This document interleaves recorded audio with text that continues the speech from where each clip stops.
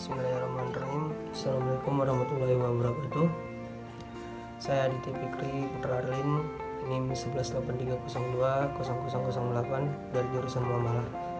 Nah, di sini saya akan mereview jurnal wakaf produktif dan cara pengelolanya dari Khairiyah.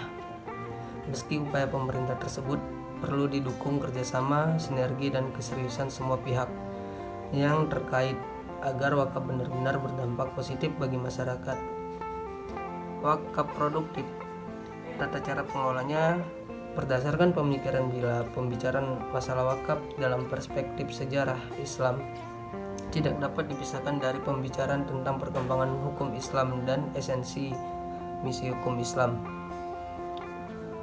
Perbincangan tentang wakaf seringkali diarahkan kepada wakaf benda tidak bergerak seperti tanah, bangunan, pohon, dan diambil buahnya, sumur untuk diambil airnya. Dan dari segi pengalaman wakaf, dewasa ini tercipta suatu image atau persepsi tertentu mengenai wakaf, yaitu pertama, wakaf itu umumnya terwujud benda bergerak, khususnya tanah yang di atasnya didirikan masjid atau madrasah, dan penggunaannya didasarkan pada wasiat pemberian wakaf dengan ketentuan bahwa untuk menjaga kekekalannya tanah wakaf itu tidak boleh diperjualbelikan, dengan konsekuensi bank tidak menerima tanah wakaf sebagai anggunan. Pemahamannya, wakaf produktif adalah harta benda atau pokok yang tidak diwakafkan untuk dipergunakan dalam kegiatan produksi dan hasilnya disalurkan sesuai dengan tujuan wakaf. Wakaf produktif adalah sebuah skema pengelolaan donasi wakaf dari umat, yaitu dengan memproduktifkan donasi tersebut hingga mampu menghasilkan surplus yang berkelanjutan. Tentu wakaf ini adalah wakaf produktif dalam arti mendatangkan aspek ekonomi dan kesejahteraan masyarakat.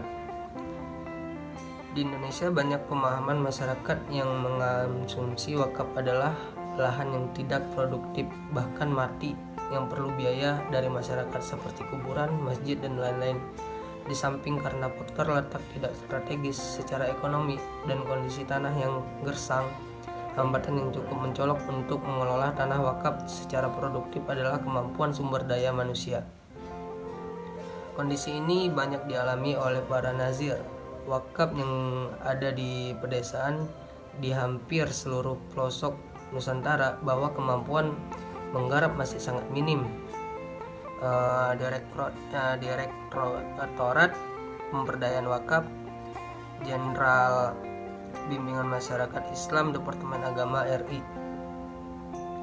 Di samping kendala teknis tanah yang tidak strategis secara ekonomis di dalam masyarakat kita, masih terjadi pro dan kontra penggalian atau pertukaran tanah wakaf untuk tujuannya yang produktif maupun pemanfaatan. Misalnya, ada seorang wakif yang mewakafkan tanahnya, kebunnya untuk pesantren di pusat kota, sementara tanah yang diwakif milik di pedesaan jauh dari pesantren tersebut.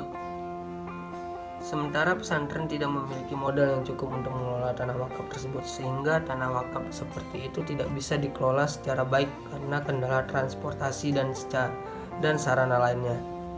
Ya, mungkin itu dari saya. Lebih dan kurang saya mohon maaf. Wabillahi taufiq wal hidayah. Assalamualaikum warahmatullahi wabarakatuh.